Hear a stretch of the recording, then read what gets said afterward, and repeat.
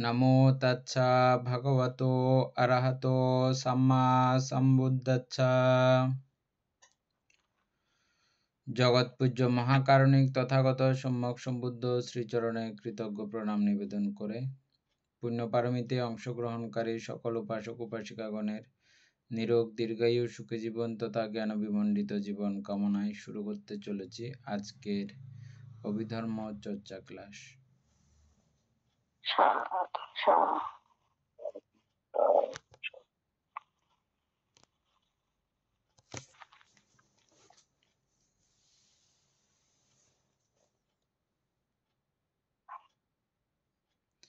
আমাদের page number কত? বান্দা আমাদের 67 পৃষ্ঠা শেষ হয়েছিল আর কি, সেটা শুরু হবে বান্দা।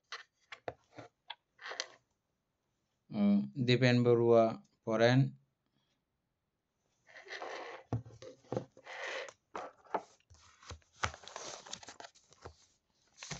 এই উপচার ধ্যান চিত্তের প্রথম যবনের পারিভাষিক নাম পরিকর্ম, অর্থাৎ ধ্যান চিত্ত উৎপত্তির পূর্বাবস্থা বা প্রস্তুত হওয়া চিত্ত। দ্বিতীয় যবন উপচার, অর্থাৎ ধ্যান চিত্তের সমীপচারী চিত্ত। এই উপচারের পরবর্তী যবন অনুলোম। অনুলোম চিত্তক্ষণে চিত্ত সম্পূর্ণ নির্মল হইয়া ধ্যান চিত্তে পরিস্ফুট হইবার উপযুক্ত হয়। অনুলোমের পরবর্তী যবন গোত্রভূ। এই গোত্রভূ যবন পর্যন্ত কামগোচরের উপচার ধ্যান। এই গোত্রভূ যবনের পরবর্তী যবনে অর্পণা যবন। এই অর্পণা যবনেই রূপাগোচরের ধ্যান চিত্ত। প্রতিভাগ নিমিত্তের উৎপত্তিতে কামছন্দ, ব্যাপাদ, স্থানমিত্ত, ঔদ্ধত্য, কৌকৃত্য ও বিচিকিৎসা এই পঞ্চনিবরণ উত্থান শক্তি হীন হয় বলিয়া চিত্ত উপাচার সমাধিপ্রাপ্ত হয়। ধ্যানাঙ্গের উৎপত্তিতে অর্পণার উৎপত্তি হয়। বিতর্ক, বিচার, প্রীতি, সুখ, একাগ্রতাই ধ্যান চিত্তের মুখ্যাঙ্গ বা উপকরণ। অর্পণা চিত্তের পূর্ণ একাগ্রতা, ইহাই পূর্ণ ধ্যানের অবস্থা। রূপাগোচর কুশল চিত্ত এই প্রকারে সম্যক সমাধি দ্বারা শিরকে ভিত্তি করিয়া সম্যক স্মৃতি ও সম্যক ব্যায়ামের সাহায্যে উৎপন্ন করা যায়। এই রূপচিত্তই কুশল গুরুকর্ম। বাকিগুলো প্রধান তো নাকি না, দূরে থাক।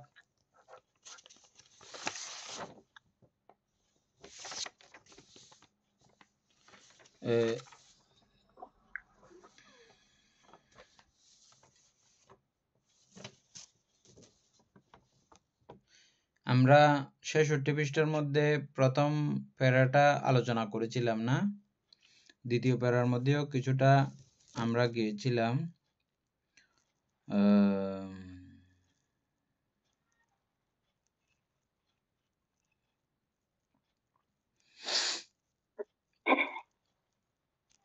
গুরুভান্তের সান্নিধ্যে গিয়ে এই ধ্যান চর্চা করতে হয়, শিখতে হয়, এবং এটা এই গ্রন্থ আদি পঠন পাঠনের মধ্য দিয়ে যারা বিজ্ঞ প্রাজ্ঞ তারা এই বইগুলো বারবার পঠন পাঠন করলেও এই ধ্যান আদি সম্পর্কে ওনার একটা সম্যক উপলব্ধি হয়। তিনি তখন ওনার চরিত্র নির্বাচন করতে পারেন।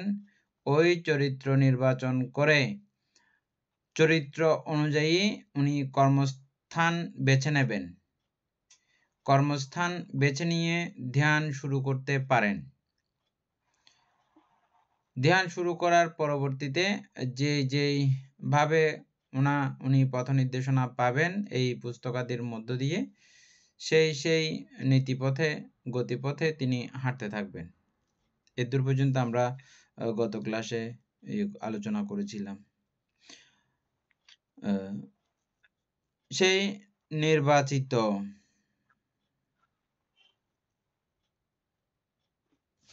না, এটা সূক্ষ্ম বিদেশক রহত 67 পৃষ্ঠা পুরো শেষ হয়ে গেছিল। হ্যাঁ বান্তা 67 পৃষ্ঠা পুরো শেষ। ওই পরিকর্ম নিমিত্ত, উদ্গ্রহ নিমিত্ত, তারপর আপনার প্রতিভাগ নিমিত্ত, আবার পরিকর্ম ধ্যান, উপচার ধ্যান এতটুকু পর্যন্ত শেষ হয়েছিল বলতে সমনুষ্ঠ সহগত জ্ঞান জ্ঞান সম্প্রযুক্ত ক্রিয়া সম্প্রযুক্ত চিত্ত পর্যন্ত আমরা পড়েছিলাম। এটা রূপবচর চিত্ত উৎপন্ন হওয়ার আগ পর্যন্ত এটা সমনুষ্ঠ সহগত জ্ঞান সম্প্রযুক্ত অসংস্কারিক চিত্ত বা সংস্কারিক চিত্ত এটার মধ্যেই সীমাবদ্ধ থাকে। এটা লাস্ট কামবচরের লাস্ট চিত্ত বা সর্বশেষ শক্তিশালী চিত্ত। এটার পরেই যদি আরো চর্চা করে পণ্ডিতগণ সাধকগণ তখন ওনার কাছে রূপবচর চিত্ত উৎপন্ন হয়। আর এই রূপবচর চিত্ত উৎপন্ন হওয়ার প্রক্রিয়া আমরা প্রথম কিছু জেনেছিলাম। এই উপচার ধ্যান চিত্তের প্রথম যবনের পারিভাষিক নাম পরিকর্ম। পরিকর্ম সম্পর্কে আমরা গত ক্লাসে জেনেছিলাম। অমিতা বড়ুয়ার মনে আছে এটা আশা করি। পরিকর্ম কাকে বলে বলে? যে আলম্বন মানে যে পৃথিবী ক্লিট মণ্ডলীতে দৃষ্টি চিত্তকে একাগ্রতা করে চিত্তকে একাগ্রতা করে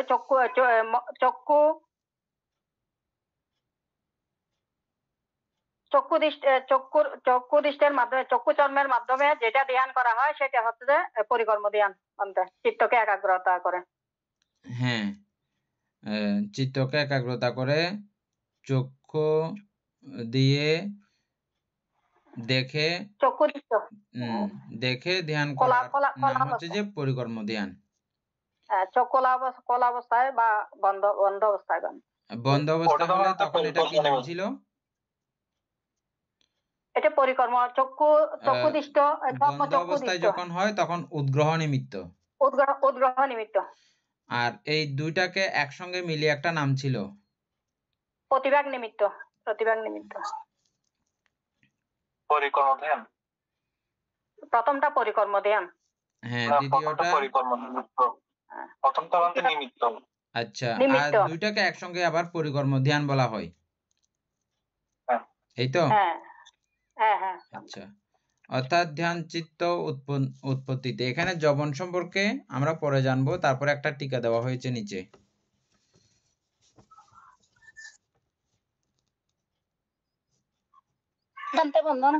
মঙ্গলক। যবন অর্থ হচ্ছে যে চিত্তের ব্যাগ। এখানে ব্যাগ লেখা আছে, যবন মানে ব্যাগ। চিত্ত যখন অশনি বেগে, অশনি বুঝেন?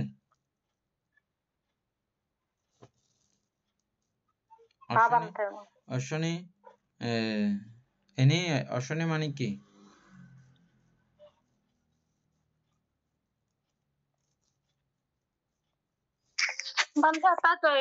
কোন ধরনের বাধা বিপত্তি ছাড়া তখন চিত্ত কাজ করে, এটাই মনে হয় অশনি। অশনি হচ্ছে যে বিদ্যুৎ ঝিলিক, আকাশে যে বিদ্যুৎ চমকায়, কোথা থেকে কোথায় মুহূর্তের মধ্যে সেটা মানে প্রবাহমান হয়ে যায়, দূর দূরান্তে সে আলোক রাশিগুলো দেখতে পাওয়া যায় না, অশনি। এটা অত্যন্ত দ্রুত গতিসম্পন্ন বিধায় এটার সঙ্গে তুলনা করা হয়েছে। তবে এটা এমনি তুলনা করলেও এর থেকে আরো অনেক গতিশীল হচ্ছে যে আমাদের চিত্ত, এর থেকে আরো অনেক বেশি গতিশীল। হ্যাঁ, এটা এই গতি দিয়েও এটা যথাযথ প্রমাণিত হবে না। অশনি বেগে ইহার বিষয়ে পুনঃ পুনঃ পতিত হইতে থাকে, তখন চিত্তের যবন বা ব্যাক অবস্থা। আমি যেই জিনিসের উপর এখন আমি চিত্ত স্থাপিত করব, ওই চিত্ত স্থাপিত করার জন্য খুব পুনঃ যখন ওটাতে বারবার নিমজ্জিত হবে, বারবার আমি যখন এটাতে ঘর্ষণ করব বা এটাতেই মন স্থির করে রাখবো, হ্যাঁ, ওটাই হচ্ছে যে এই অবস্থার যবন বা গতি, ব্যাগের অবস্থা। ইহাই চিত্তের কর্মশক্তি। ইহাই হচ্ছে যে চিত্তের কর্মশক্তি। চিত্ত পুনরায় যে কর্ম করতেছে এবং আবার কর্ম বানাচ্ছে নতুন করে, এটাকেই বলা হয় যে মূলত চিত্তের কর্মশক্তি বা চিত্তের সক্রিয় অবস্থা। প্রধানত চিত্তের সক্রিয় অবস্থা এই যবনকেই বলা হয়।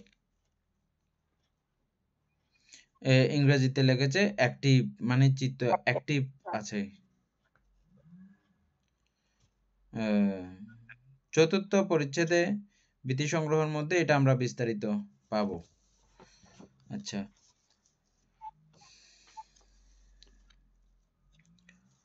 পরিকর্ম অর্থাৎ ধ্যান চিত্ত উৎপত্তির পূর্বাবস্থা বা প্রস্তুত হইবার চিত্ত।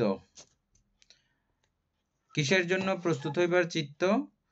রূপবচর চিত্ত লাভ করার জন্য বা রূপবচর ধ্যান উৎপন্ন করার জন্য যে প্রস্তুতি গ্রহণ, এটা প্রস্তুতি অবস্থা, এই পরিকর্ম ধ্যানকে বলা হয়।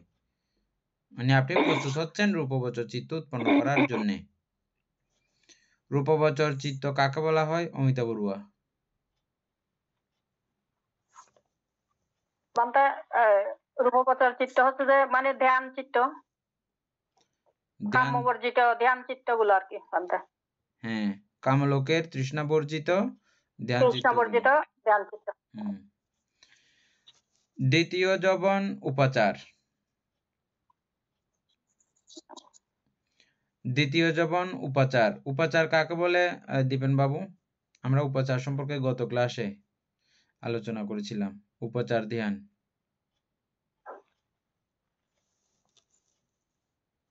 ওই প্রতিভাগ নিমিত্তের মধ্যে চিত্তকে স্থির রেখে ধ্যান করার নাম হচ্ছে কি উপচার। উপচার ধ্যান।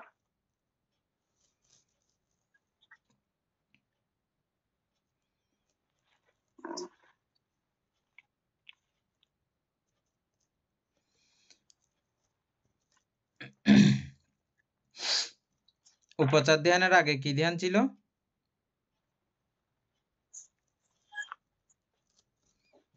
পরিকর্ম ধ্যান। পরিকর্ম ও উদ্গ্রহ নিমিত্ত লইয়া যে ধ্যান তাহা পরিকর্ম ধ্যান। তারপরে অকম্পিত প্রতিভাগ নিমিত্ত লইয়া যে ধ্যান পঞ্চনিবরণ গৃহদশা প্রাপ্ত, এখানেই উপচার ধ্যান বা কামলোকের ধ্যান চিত্ত আরম্ভ। ওই প্রতিভাগ নিমিত্ত বলতে আমরা কি বুঝছিলাম? যে নিমিত্ত লইয়া আমরা ধ্যান করতেছি ওই নিমিত্ত খুব আলোকিত, লাইটেড এবং উদ্ভাসিত ভাবে দেখা যাবে। ওই অবস্থা লইয়া যেই ধ্যান করা হয় ওটাকে বলা হয় উপচার ধ্যান। অর্থাৎ প্রতিভাগ নিমিত্ত মনে রাখার জন্য এটা বললাম। বুঝছেন?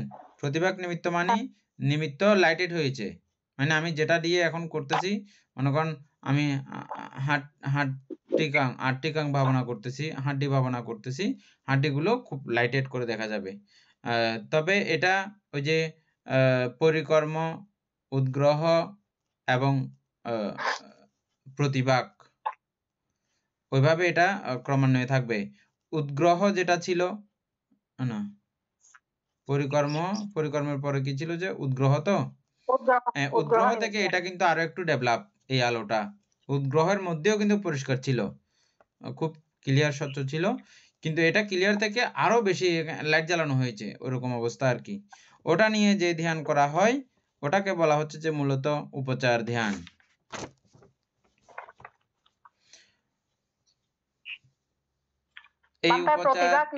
এই উপচার হচ্ছে যে যবনের বেলায় হিসাব করলে উপচার হচ্ছে যে দ্বিতীয় যবন। প্রথম যবন হচ্ছে যে পরিকর্ম, দ্বিতীয় যবন হচ্ছে যে উপচার। প্রথম যবন হচ্ছে যে পরিকর্ম, দ্বিতীয় যবন হচ্ছে যে উপচার। উপচার বলতে ওই বিষয়গুলো সব মনে রাখতে হবে, মানে উপচার বিষয়টা কি, মানে কোন জায়গায় কোন অবস্থা প্রাপ্ত হইলে এটা উপচার হয়, এই লিখে রাখতে হবে এগুলো। উপচার কাকে বলে?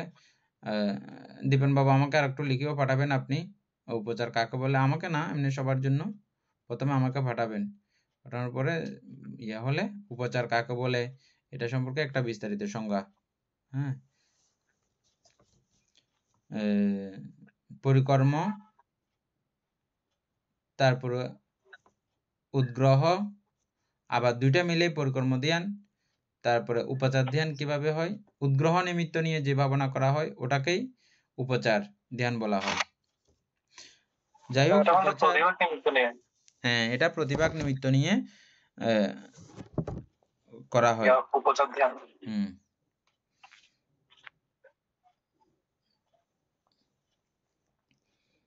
এগুলো তো জাস্ট আমরা চেনার জন্য, আমরা আন্তরিকভাবেই বুঝতে হবে যে নিজের জ্ঞান দিয়েই বুঝতে হবে যে এটা কোনটা, মানে কোনটার পরে কোনটা, কোনটার পরে কোনটা কি কি হয়, এগুলো নিজেই বুঝে নিতে হবে। নাম যেটাই হবে হোক, আমি বুঝার বেলা বুঝলে হয়েছে, কোনটার পরে কোনটা আসে, কোনটার পরে কোনটা আসে, এটা নিজে বুঝলেই হয়েছে মূলত। আর জবনের হিসাব করতে গেলে পরিকর্ম হচ্ছে যে প্রথম জবন, দ্বিতীয় জবন হচ্ছে যে উপচার। অর্থাৎ ধ্যান চিত্তের সমপচারী চিত্ত, ধ্যান চিত্তের সমপচারী চিত্ত। সমপচারী মানে কি?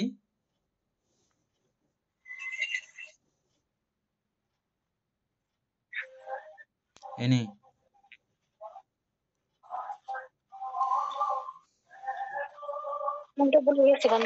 সমপচারী হচ্ছে যে খুব কাছাকাছি, খুব সীমানার কাছাকাছি, একদম সমপচারী।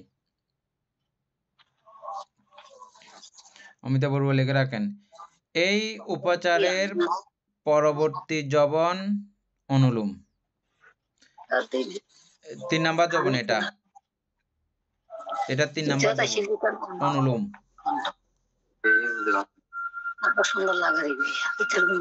এই অনুলোম সম্পর্কে আমরা পেয়েছি কি এখানে পূর্ব ক্লাসে? না,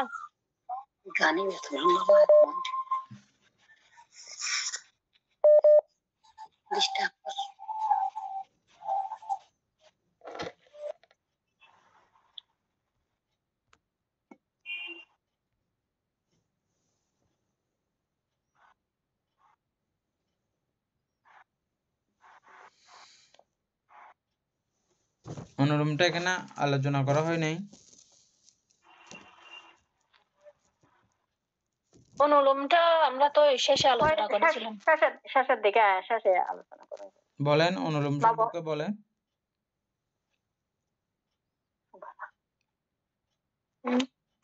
ওখানে গোত্রভূ সম্পর্কে আলোচনা করেছিলাম। গোত্রভূ হচ্ছে যে বান্ত, অর্থাৎ ওই অনিত্য দুঃখ অনাত্মাকে বিচরণ করে, চিত্ত একদম ওই জায়গায় স্থির থাকে, এটা।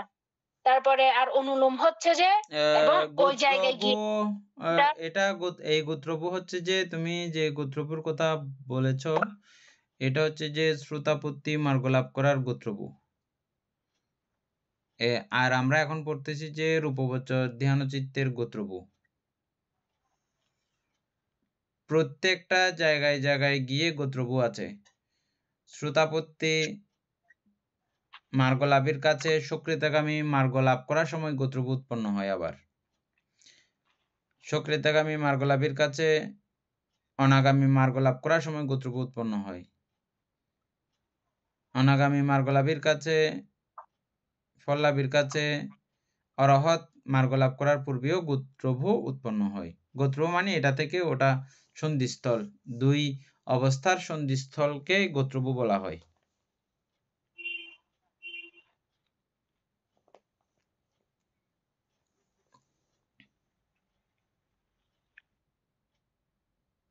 তো এই রূপবচর গোত্রভূ থেকে কি শ্রোতাপত্তি সক্রিয়তাগামী মার্গের দিকে যাওয়া যায় না? ওটা সিস্টেম আলাদা, ওটা অন্য পর্যায়ে অন্য রাস্তা দিয়ে হাঁটতে হয়। এটাও আমরা জানবো। সূক্ষ্ম বিদর্শক অরহৎ এর এই সিস্টেমটা আর কি, যাদেরকে আমরা সূক্ষ্ম বিদর্শক অরহৎ বলি, ওনারা এই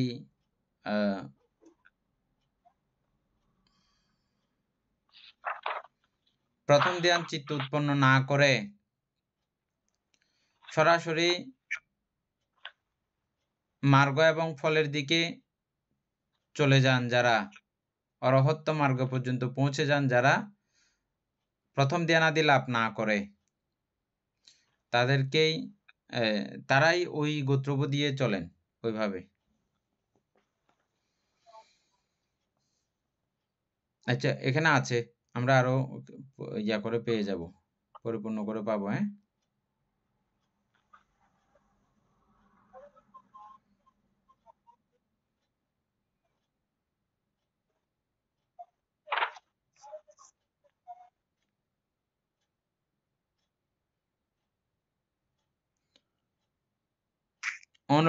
অনুলোমটা হচ্ছে যে আনুলুমিক পর্যায়, অর্থাৎ এটার পরে এটা, এটার পরে এটা, তিনি কোত্থেকে কিভাবে কিভাবে এই বিষয়টা হয়ে আসতেছে এটা সম্পর্কে ওনার একটা পরিপূর্ণ জ্ঞান থাকে তখন। এটার পরে এটা হয়েছে, এটার পরে এটা, এভাবে এভাবে এভাবে আমি এখানে এসেছি। যেমন একটা মানুষ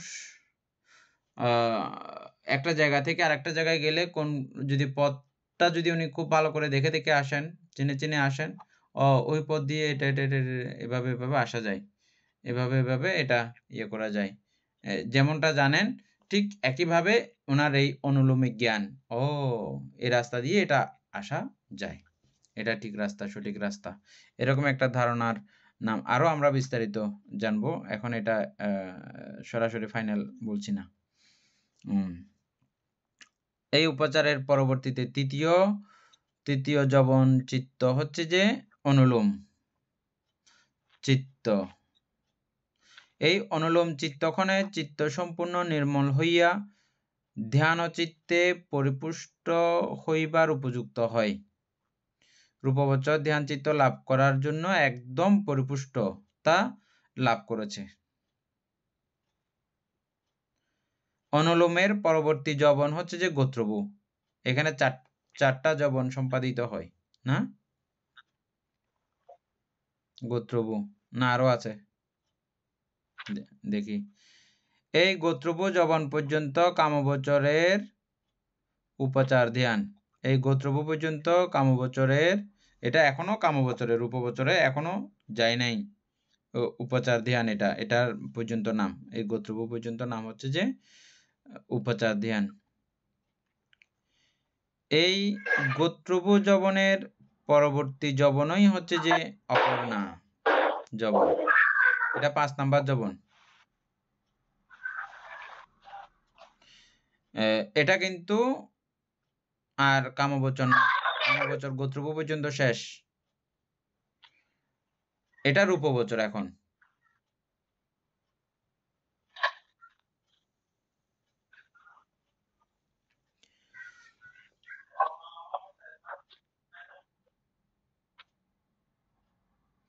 অপর্ণা যখন হয় তখন হচ্ছে যে রূপবচরে পৌঁছে গেছে অলরেডি। এই অপর্ণা জবনই রূপবচরের ধ্যানচিত্ত। প্রতিভাগ নিমিত্তের উৎপত্তিতে কামছন্দ ব্যাপাদ তিনমিদ্য দ্বৈতকৃত্য ও বিচিকিৎসা এই পঞ্চনিবরণ উত্থান শক্তিহীন হয় বলিয়া চিত্ত উপচার সমাধি প্রাপ্ত হয়। আগের বিষয়টা আবার পুনরায় রিপ্লাই করেছে এখানে। ধ্যানাঙ্গের উৎপত্তিতে অপর্ণার উৎপত্তি হয়। এই অপর্ণা উৎপন্ন হয়েছে মানে ধ্যানাঙ্গ উৎপন্ন হয়েছে এর আগে। ধ্যানাঙ্গ কাকে বলে অমিতা বড়ুয়া? ধ্যানাঙ্গ হচ্ছে যে রূপবচর ধ্যানগুলো না বান্ধে? হ্যাঁ, চিত্তকে বিতর্ক বিচার প্রীতি সুখ একাগ্রতা, চিত্তকে একাগ্রতা করে মানে ধ্যানে বসার নাম হইতো। মনে আছে, এটা ধন্যবাদ আপনাকে। বিতর্ক বিচার প্রীতি সুখ একাগ্রতা, এই পঞ্চম অঙ্গ ধ্যানাঙ্গ। হ্যাঁ, 5টা অঙ্গ।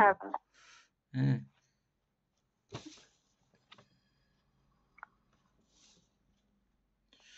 এই পঞ্চম ধ্যানাঙ্গ উৎপন্ন হয়, তারপরেই আপনার কি হয়েছে যে ওটা অপর্ণা, অপর্ণার উৎপত্তি হয়। ওই 5টা উৎপন্ন হইলেই ওই অবস্থাকেই অপর্ণা বলা হয়, মূলত অপর্ণা ধ্যান চিত্ত বা পূর্ণ একাগ্রতা।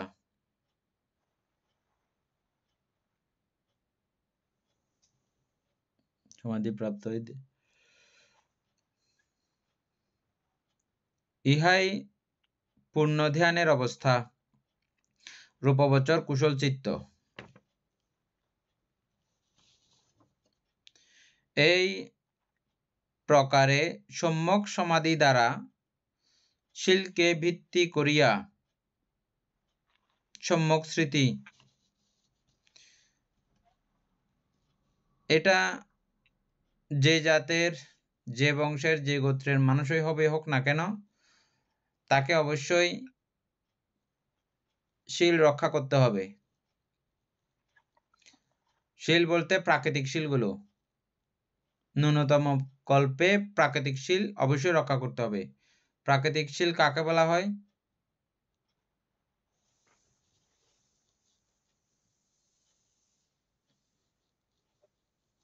প্রাকৃতিক শিল বান্ধা পঞ্চশীল এগুলো না বান্ধা? হ্যাঁ হ্যাঁ, পঞ্চশীল হচ্ছে প্রাকৃতিক শিল। এটা বুদ্ধও প্রজ্ঞাপ্ত করেছেন বটে, কিন্তু বুদ্ধ প্রজ্ঞাপ্ত না করলেও এটা কেউ প্রজ্ঞাপ্ত করেছেন, তাইলে আমার পাপ হবে। প্রজ্ঞাপ্ত করেন নাই, আমি হত্যা করলাম, আমার পাপ হবে না, এরকম না। প্রজ্ঞাপ্ত করুক বা না করুক, এটা হত্যা করেছেন, হত্যার রিপ্লাই আপনি পাবেন। মিথ্যা বলেছেন, মিথ্যা রিপ্লাই আপনি পাবেন। চুরি করেছেন, চুরির রিপ্লাই আপনি পাবেন। তারপরে সুরাজাতীয় মাদক দ্রব্য সেবন করেছেন, এটা রিপ্লাই আপনি পাবেন। ব্যভিচার করেছেন, ব্যভিচার রিপ্লাই আপনি পাবেন। এটা প্রাকৃতিক, বুঝছেন? এটা প্রকৃতি আপনাকে এই শাস্তিগুলো দিয়ে দেবে। এই শাস্তি কেউ কাউকে দিতে লাগে না, দিতে হয় না। তারপরও মানুষকে, দেশকে সুন্দর রাখার জন্য কিছু কিছু দেশেরও এই নীতিগুলো আছে, কিছু কিছু দেশের মধ্যেও এই নীতিগুলো প্রতিপালিত করা হয়। ভগবান বুদ্ধ এটা বৌদ্ধ জাতি মাত্রই মানুষ, মানব সভ্যতাকে অটুট রাখার জন্য, সমৃদ্ধ করার জন্য ভগবান বুদ্ধ এটাকে খুব বেশি জোর দিয়েছেন তৎকালীন সমাজ ব্যবস্থাতে।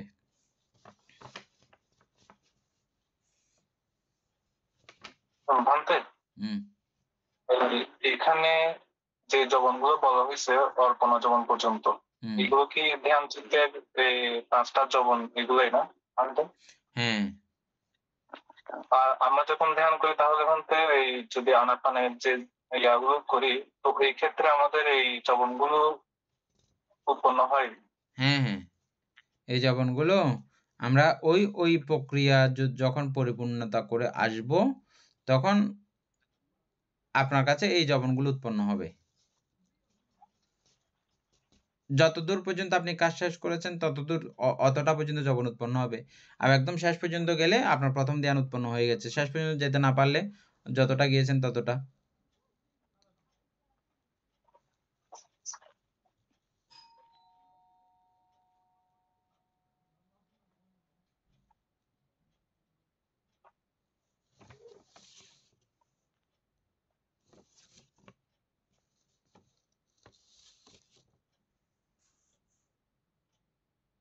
এনি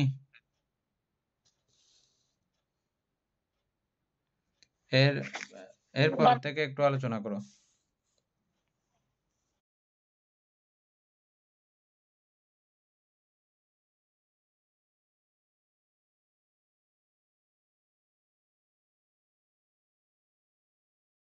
একটু আসতেছি।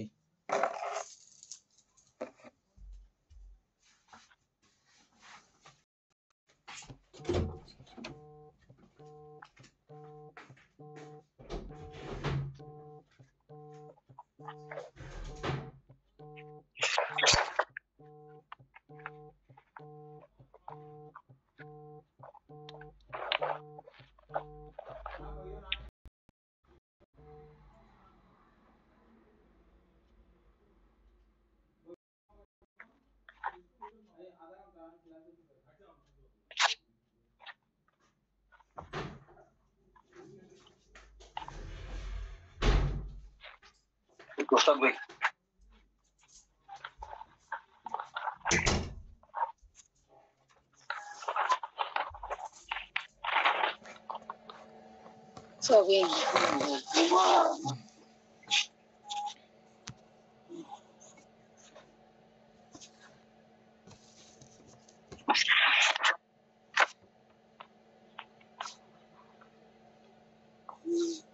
আমাকে এই গোত্রবু আর ওই গোত্রবুর মধ্যে একটু তফাৎটা একটু বুঝিয়ে দেন। মনোলোম আর গোত্রবু, এটা আমি এখনো জানি। গোত্রব হচ্ছে যে দুইটা রাস্তার সন্ধিস্থল। আমি ডান দিকে তাকাইলে যেমন আমাদের ইয়ে আছে না, দেশের বিভিন্ন দেশের একদম বর্ডার জায়গা সবচেয়ে সুন্দর হয় কতগুলো আমাদের বাংলাদেশ ইন্ডিয়া মধ্যে একটা ইয়া আছে, ছোট্ট একটা 3 কোণার একটা জায়গা আছে। এটা হচ্ছে যে ইয়ার জায়গা, আমাদের কয়েকটা সার্ক আছে না, কয়েকটা দেশের যে একসঙ্গে ইয়া থাকে, একটা জোট থাকে, কমিটি থাকে, ছোট একটা জায়গা আছে ওখানে। ওই জায়গাতে দাঁড়ালে কেউ অ্যারেস্ট করার কোনো উপায় থাকে না। এটা ছোট একটা এরকম জায়গা আছে। হ্যাঁ, এটা বিভিন্ন দেশের ইয়ার মধ্যে এগুলো থাকে, মানে জয়েন্টের মধ্যে, সীমানার মধ্যে। এটাতে দাঁড়িয়ে এদিকে দেখলে এক দেশ, ওইদিকে দেখলে এক দেশ, ওইদিকে দেখলে এক দেশ, এরকম এরকম সন্ধিস্থল এগুলো। তা এখন এই গোত্রভূ হচ্ছে যে এদিকে তাকাইলে সে কামবচর চিত্তের অবস্থাগুলো দেখবে পুরা, আর এদিকে তাকাইলে রূপবচের প্রথম ধ্যান ও চিত্ত সম্পর্কে সে বিস্তারিত জানবে। এবং এই গোত্রভূতে গিয়ে আবার কিন্তু কেউ ওদিকে ব্যাক আসে না। কোন দিকে? কামবচরের দিকে। হ্যাঁ, পরবর্তীতে ধ্যান ইয়ে করলে, ডাউন করলে তখন আসবে। কিন্তু এখন যেহেতু দেখে গেছে, উনি রূপবচরের সমস্ত কিছু জেনে গেছে, বুঝে গেছে, দেখে গেছে, সেহেতু ওদিকেই যায়। মানে এই জায়গাতে দাঁড়িয়ে উনি রূপবচরের সমস্ত অবস্থা সম্পর্কে তিনি জানতে পারেন, বুঝতে পারেন। এখনো যান নাই, এখনো ওদিকে পা দিয়ে দেয় নাই, এখনো দাঁড়িয়ে আছে। দাঁড়িয়ে থাকা অবস্থায় উনি এটা দেখছেন। বুঝে গেছে এখন না? আর অনুলোম হচ্ছে, আর অনুলোম হচ্ছে যে অনুলোমিক, মানে যেই প্রক্রিয়াতে আমি এই পর্যন্ত এসেছি ওই প্রক্রিয়াটা সম্পর্কে পুরো অবগত হওয়া। আমি এই রোড দিয়ে এসেছি, এটা কাউকে বলতে পারা, বা নিজে নিজে ওটা জানতে পারা, ওহো এই রোড দিয়ে এটা আসা ব্যাপার। এটা হচ্ছে যে আমরা তারপরে আর একটু জানবো অনুলোম সম্পর্কে। আমার একটু স্মৃতি নষ্ট হয়ে গেছে রূপবচরের অনুলোম সম্পর্কে। হ্যাঁ, আর একটু জানবো ভালো করে, তখন আবার রিপ্লাই করতেছি।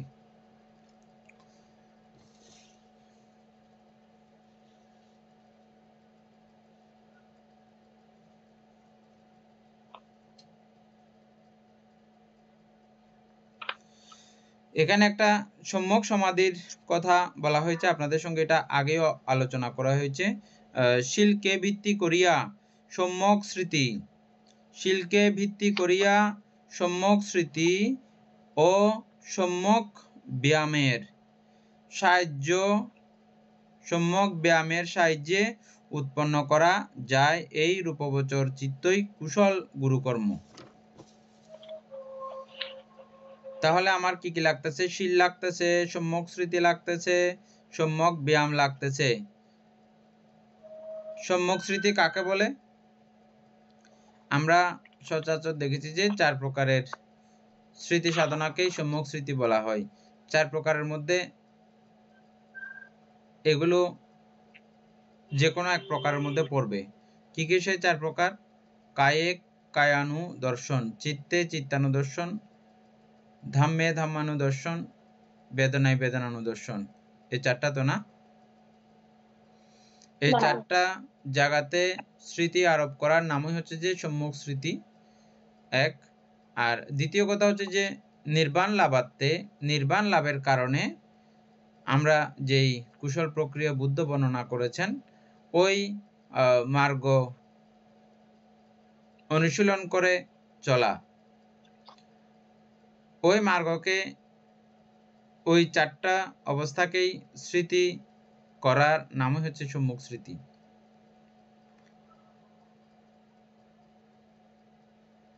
এটা যারা বৌদ্ধ ধ্যান করেন তাদের কাছে উৎপন্ন হয়। অন্য যারা আছে যে কোনো প্রকারেও এই প্রথম ধ্যান উৎপন্ন করতে পারেন, কিন্তু বৌদ্ধ জ্ঞান না থাকলে, বুদ্ধ জ্ঞান না থাকলে বা বুদ্ধের ধর্মতত্ত্ব সম্পর্কে জ্ঞান না থাকলে এমনিই যদি উনি এই প্রথম ধ্যান উৎপন্ন করেন, তখন কিন্তু এটা সম্যক সমাধি নয়, সম্যক স্মৃতিও তখন নয়। অর্থাৎ সম্যক স্মৃতি ছাড়াও এটা উৎপন্ন করা যায়। শিল কিন্তু বাধ্যগত লাগবে, যে হবে হোক, এটা শিল বাধ্যগত লাগবে। আর এই সম্যক স্মৃতি না হইলেও এটা উৎপন্ন করা যায়। সম্যক সমাধি হবে না, এমনি সমাধি হবে, এটা প্রথম ধ্যান হবে, তবে সম্যক সমাধি হবে না। সম্যক সমাধি কখন হবে? এই ধ্যান যখন আপনি নির্বাণ লাভার্থে করবেন, নির্বাণ লাভের প্রচেষ্টাতে এটা উৎপন্ন করবেন, তখন হবে যে এটা সম্যক সমাধি। মনে রাখবেন, সম্যক সমাধি মধ্যে এটা বইয়ে লেখা পাবেন না, এটা এমনি আমরা চিন্তা করতে করতে, গবেষণা করতে করতে বের করেছি। বইয়ের মধ্যে এরকম করে লেখা থাকবে না। হ্যাঁ,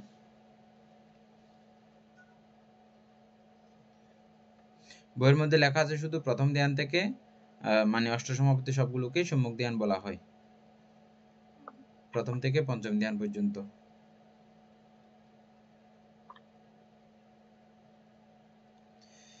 উৎপন্ন করা যায় এই রূপ চিত্তই কুশল গুরুকর্ম।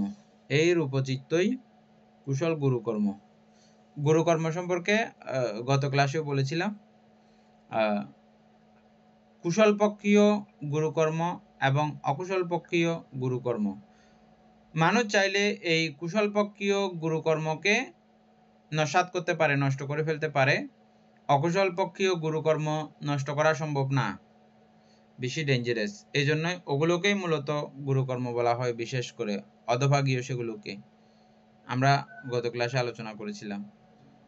আর কুশল পক্ষীয় গুরুকর্ম কাকে বলে?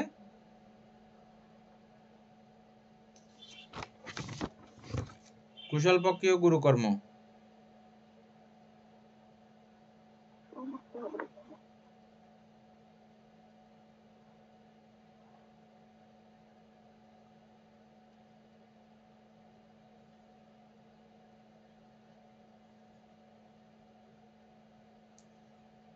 অমিতা বড়ুয়া। বান্তা ও 10 প্রকার এগুলো না বান্তা? এনি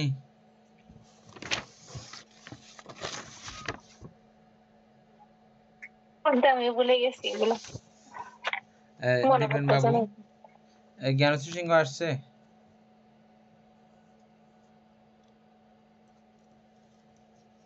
আপনারা কেউ কাউকে ফোন করেন না তো, ক্লাস না করলে কি হয়েছে, কি সমস্যা, এগুলো এক একজনকে আপনারা ফোন করবেন। আপনাদের আত্মীয় স্বজন জ্ঞাতি যারা আছে একে অপরকে একটু জানানো দেবেন। যারা ইন্ডিয়াতে আছেন ইন্ডিয়া গুলো করবেন। এগুলো এমনি তো অন্য কিছু, অন্য অনেক কিছুর জন্য আপনারা একে অপরকে ফোন করেন, কোনো ধর্মীয় কাজের জন্য ইয়ে করেন না আপনারা। একটু এক একজনকে মানে ইয়ে করা, সাহায্য সহযোগিতা করা, এগুলোতে প্রেশার করলেও ক্ষতি নেই। এগুলোতে আপনি প্রেশার করতে পারেন, এই না করো ক্লাস, এটা তোমার ভালো লাগবে না প্রথম প্রথম, পরে ঠিকই ভালো লাগবে। হ্যাঁ, বুঝতে বুঝতে একদিন তুমি বুঝে যাবে।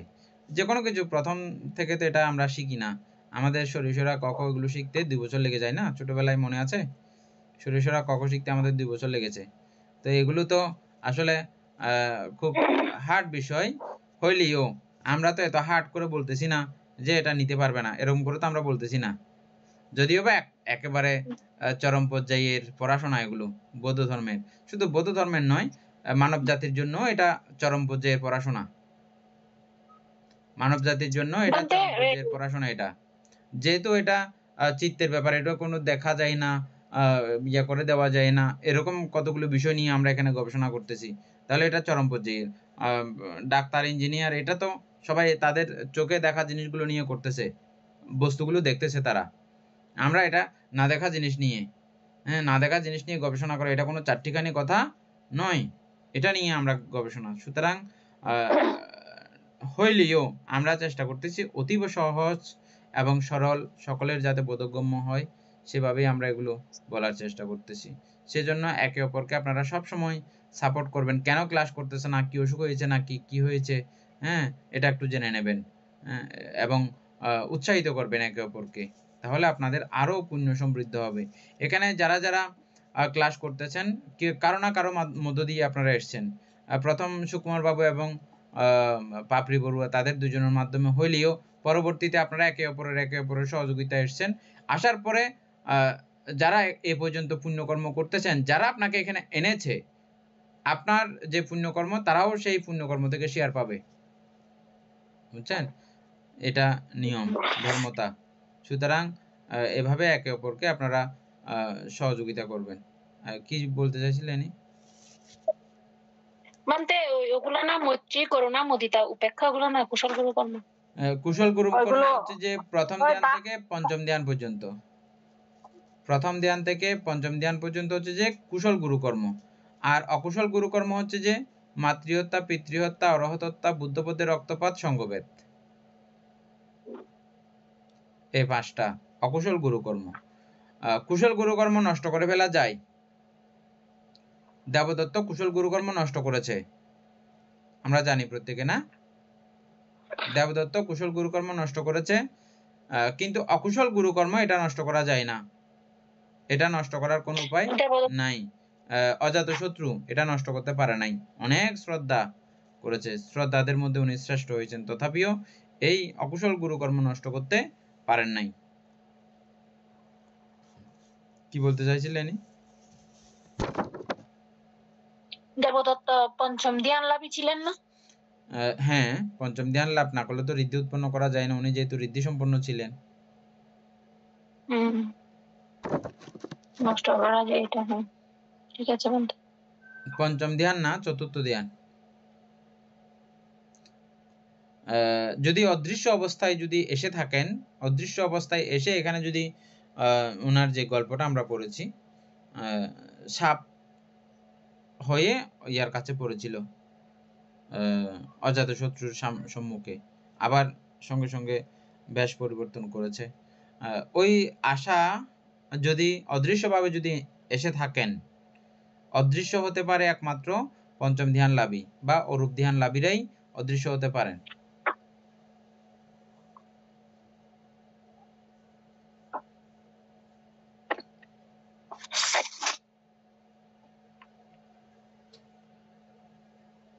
রূপবচর ধ্যান লাভীরা অদৃশ্য হতে পারেন না।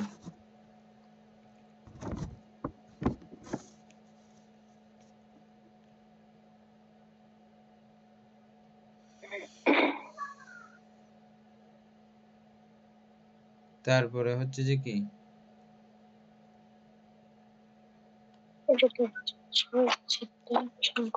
রূপবচর কুশল চিত্ত।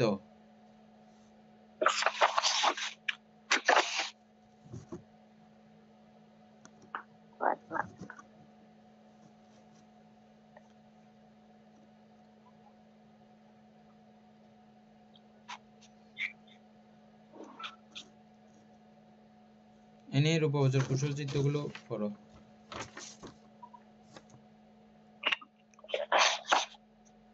রূপবচর কুশল চিত্ত। রূপবচর প্রথম ধ্যান চিত্তে বিতর্ক, বিচার, প্রীতি, সুখ, একাগ্রতায় ধ্যানাঙ্গ রূপে বিদ্যমান থাকে। তন্মধ্যে বিতর্ক সেই চিত্তবৃত্তি বা চৈতসিক, যাহার আকর্ষণে চিত্ত ধ্যেয় বিষয় গ্রহণ করে। বিতর্ক এই আকর্ষণে চিত্ত চৈতসিকের জড়তা ভঙ্গ করিয়া অষ্টনমিতদের প্রতিপক্ষতা করে, এই জন্য বিতর্ক ধ্যানাঙ্গ। পুনঃ পুনঃ আলম্বন মনন ইহার স্বভাব। চিত্তকে আলম্বনা বিমুখে আকর্ষণ ইহার কার্য, ইহার অন্য নাম চিন্তা। বিতর্ক দ্বারা যে আলম্বন গ্রহণ করে সে আলম্বনের স্বভাব জানিবার জন্য বিচার তাহাতে পুনঃ পুনঃ নিমজ্জন করে। অনুমর্জন ইহার লক্ষণ, এই লক্ষণ হেতু ইহা প্রজ্ঞা স্বভাব সম্পন্ন। এই নিমজ্জন হেতু চিত্ত বিচিকিৎসা দ্বারা দুলায়িত হইতে পারে না। বিচার এই রূপে বিচিকিৎসার প্রতিপক্ষ এবং সুতরাং ধ্যানাঙ্গ। আলম্বনের সংজ্ঞাহীন চিত্তে প্রীতি উৎপন্ন হয়। প্রীতি প্রফুল্ল স্বভাব সম্পন্ন, তাই চিত্তকে সম্প্রসারিত করে এবং ব্যাপাদ দ্বারা উৎকণ্ঠিত হইতে দেয় না। এই কারণে প্রীতি ব্যাপাদের প্রতিপক্ষ বা এবং ধ্যানাঙ্গ। প্রীতির নিত্য সহজ সুখ, ইয়থ প্রীতি তত সুখং ইয়ত সুখং তত নং নিয়মত প্রীতি। কারণ প্রীতি সংস্কারের স্কন্ধ, সুখ বেদনার স্কন্ধ। সুখ শারীরিক ও মানসিক বিষয়কে বিতাড়িত করে। রৌদ্র ক্লিষ্ট পিপাসার কাতর বনপথচারীর অন্তরে স্বচ্ছ স্নিগ্ধ অশ্রবণ দর্শনে প্রীতির সঞ্চার হয়।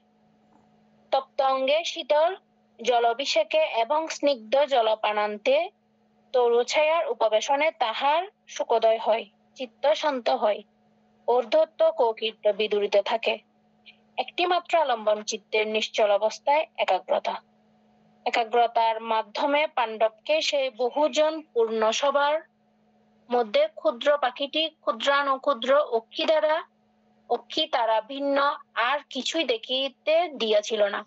এই জন্য একাগ্রতা বহু আলম্বন ভ্রমণশীল কামছন্দের প্রতিপক্ষ এবং ধ্যানাঙ্গ চিত্তকে এই রূপে বিতর্ক দেয় বিষয়ে আরোহণ করায়। বিচার নিমজ্জিত করিয়া রাখে, প্রীতি স্ফুরিত করে, সুখ সংগঠন করে এবং একাগ্রতা নিবদ্ধ করিয়া রাখে। প্রথম ধ্যান চিত্তে এই পঞ্চ ধ্যানাঙ্গ উৎপন্ন হইয়া চিত্তের এমন অবস্থা সৃজন করে যে তাহাতে পঞ্চনিবরণ উকি ঝুঁকির পর্যন্ত অবকাশ পায় না। এই ধ্যানাঙ্গের অনুবলে চিত্ত পঞ্চনিবরণকে পরীক্ষা করে ও জ্বালাইয়া দেয় বলিয়া এবং বিদ চিত্তের নাম ধ্যান বা ধ্যান। হয়েছে, দু পর্যন্ত থাকো। এটা আলোচনা হ্যাঁ। তারপরে এখন কথা হচ্ছে যে এটা তো আপনারা এমনি বুঝে গেছেন সবাই, খুব সহজ ভাষায় লেখা হয়েছে, বুঝে গেছেন। তবে আরেকটু পরিষ্কার বুঝতে হলে ওই 5টা ধ্যানাঙ্গ সম্পর্কে একটু বিস্তারিত আলোচনা করতে হবে। আজকে আমরা একটা আলোচনা করতে অনেক সময় চলে যাবে, সেজন্য অর্থাৎ একসঙ্গে 5টা করলে ভালো হয়, মানে একই দিনে 5টা করলে ভালো হবে। তো আমরা কালকে এটা আলোচনা করি, হ্যাঁ, 5টা একসঙ্গে, কেমন? তো হ্যাঁ, ওই পরিকর্ম ধ্যান যেটা আছে ওই কামবচরের ওইখানে আর কি, ওইখানে কি বিতর্ক বিচার বিধি সুখ মানে ধ্যানাঙ্গগুলো ওইখানেও কি একইভাবে কাজ করে? বুঝে নেই আবার, মানে রূপবচরের যে ধ্যানাঙ্গ 5টা আছে এগুলো কি হতে কামবচরের ধ্যানের মধ্যে কি একইভাবে কাজ করে? না, কামবচরের মধ্যে এগুলো কাজ করবে না। কামবচরের এগুলো না, কামবচরের এখন তো আমরা জেনে আসলাম ওই যে পরিকর্ম, তারপরে হ্যাঁ এবং উপচার। এই প্রশ্নটা এটা আমরা বিতর্ক, এই প্রশ্নটা কিন্তু আমারও আসছে। বিতর্ক তো কি? আমরা জানি যে চিন্তা। বিচারত্ব কি? বিচার করা। বিচার করা বলছি এটা হচ্ছে যে আমার এই বিতর্ক, এই বিচার হচ্ছে যে আমার ওই একটি মাত্র আলম্বনকে কেন্দ্র করে, তখন আমার চিত্ত একাগ্রের বিষয় চলে আসছে। তবে এটা ধ্যান তো আমাদের ধ্যান ছাড়া তো কোনো চিত্ত উৎপন্ন হয় না, একদম কোনো চিত্ত না। কামবচরের কুশল অকুশল কোনোটাই ধ্যান ছাড়া উৎপন্ন হয় না। ধ্যান 2 প্রকার, কুশল ধ্যান, অকুশল ধ্যান। ধ্যান মানে চিত্তের একনিষ্ঠ অবস্থা। খুব ক্ষুদ্র সময়ের জন্য চিত্ত একাগ্র না হইলে কোনো চিত্ত উৎপন্ন হওয়া সম্ভব না। সম্ভব কি? কোনো চিত্ত উৎপন্ন হওয়া সম্ভব না। তবে ওগুলোকে আমরা ধ্যান বলি না। ধ্যান হচ্ছে যে মানে এক অবস্থায় দীর্ঘ সময় আমরা রেখে দিতে পারি, বুঝা গেছে? এক অবস্থাতে দীর্ঘ সময় রেখে দিতে পারি। আমরা উদাহরণ করেছিলাম, যেমন একটা চিত্ত উৎপন্ন করতে তো আমাদের ইয়ে করতে লাগে না, দীর্ঘ সময় একই জায়গায় রাখতে লাগে না। হ্যাঁ, খুব অল্প সময় এক জায়গায় একত্রিত হইলেই, ওই অবস্থাতে ধরে রাখা গেলেই ওই চিত্তটা উৎপন্ন হয়। আর এই রূপবচর ধ্যানগুলো হচ্ছে যে আমি দীর্ঘ সময় এটাতে রাখবো। এই কামবচর কুশল চিত্ত বা অকুশল চিত্তের মতো করে এই রূপবচর ধ্যানও সাধকের কাছে অনেক সময় ক্ষুদ্র ক্ষুদ্র ছোট ছোট করে উৎপন্ন হয়। প্রথম অনেক সময় বুঝে না অনেকে। এই প্রীতিগুলো সুখগুলো খুব অল্প সময়ের জন্য হয়, তো অনেকে বুঝতে পারে না, জানতে পারে না। খুব অল্প সময়ের জন্য হয়, ক্ষুদ্র সময়ের জন্য হয়, হ্যাঁ, ওরকম হয়। তবে ওগুলোকেও ধ্যান বলা হয় বটে, তবে মূলত হচ্ছে যে এটা যখন খুব প্র্যাকটিস অভ্যস্ত হয়ে যায় তখন এটা তিনি দীর্ঘ সময় করে রাখতে পারেন। এটা মূলত এটা এই দীর্ঘ সময়ের ব্যাপারটাকে কেন্দ্র করেই এটা আলোচিত হয়েছে এখানে। যাই হোক, আমরা কালকে এটার আরো বিস্তারিত জানবো।